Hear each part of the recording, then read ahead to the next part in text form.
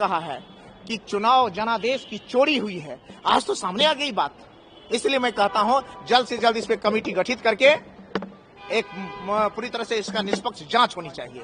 Sir, हिजाब पे विवाद हो रहा है। सीएम नीतीश कुमार ने जिस तरीके से हिजाब हटाया उसके बाद कई विवाद नहीं सर, ये तो मैं कहता हूं कि आदरणीय राष्ट्रपति महोदय से कि नीतीश कुमार जी की मानसिक स्थिति की जांच करवाए। मेडिकल टीम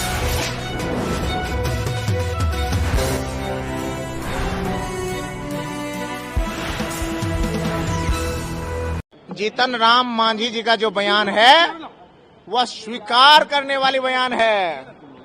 वह भारतीय संविधान को जिस तरह से तार करके आदर्श आचार संहिता का उल्लंघन करके और जिस तरह से ब्यूरोक्रेट्स का अपने अनुराग और सिस्टम को अपने अनुरूप हाईजैक करके यह चुनाव जीता गया है, यह उसकी एक स्वीकार करने वाली बात है।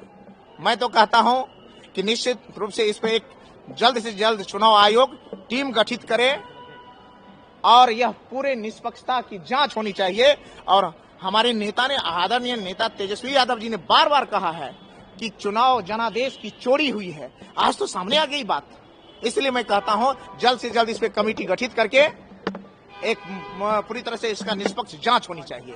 सर, हिजाब पे विवाद हो रहा है। सीएम नीतीश कुमार ने जिस तरीके से हिजाब हटाया उसके बाद कई विवाद नहीं सर, ये तो मैं कहता हूं कि आदरणीय राष्ट्रपति महोदय से कि नीतीश कुमार जी की मानसिक स्थिति की जांच करवाए। मेडिकल टीम का गठन हो। मां बहनों का अपमान, कभी सदन में अपमान, कभी रोड पे अपमान, कभी क्या भैया, एक नहीं, आप लोगों के पास भी हजारों सबूत हैं उनके पड़े हुए हैं। और हम लोग इस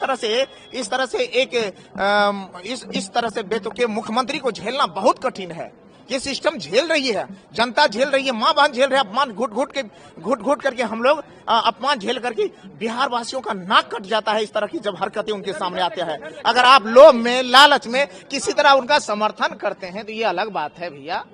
जाति, धर्म, मजहब से अगर आप लोग भेदभाव और चश्मा हटा करके देखें तो आपको लगेगा यह बया इस तरह के गतिविधि बहुत शर्मनाक है, शर्मनिंदा से भरा हुआ है और बाहर में पूरे देश में हमारा और विदेशों में हमारा नाक कटता है। इसलिए नीतीश कुमार जी से मैंने पहले ही आग्रह किया हूं कि माननीय मुख्यमंत्री नीतीश कुमार जी, आप जल्द से जल्द मुस्लिम भाई बहनों से, मुस्लिम बहनों, माता और बहनों से आप माफी मांगिए, नहीं तो राष्ट्रीय जनता दल चुप नहीं रहेगा और आपका पुतला तो हम लोग भूकेंगे ही भूकेंगे। और साथ ही साथ आपको कहते हैं कि इस तरह से आपको नैतिकता के आधार पर आपको त्याग पत्र देना चाहिए। बार बार आप मां बहनों और बिहार को आप शर्मिंदा करते हैं।